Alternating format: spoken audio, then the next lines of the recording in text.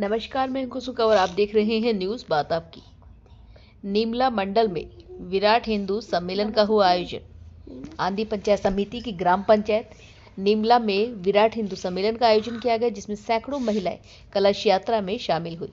यह विराट हिंदू सम्मेलन कार्यक्रम श्री वीर तेजाजी महाराज मंदिर नेतावाला पर ध्वज पूजन वेद विधान मंत्रों द्वारा सैकड़ों महिलाओं कलश यात्रा लेकर रवाना हुई, जो चोपड़ा बालाजी मंदिर पहुंची। कलश यात्रा व विराट हिंदू सम्मेलन में भाग लेने वाले लोगों का ग्रामीणों ने जगह जगह पुष्प वर्षा कर स्वागत किया।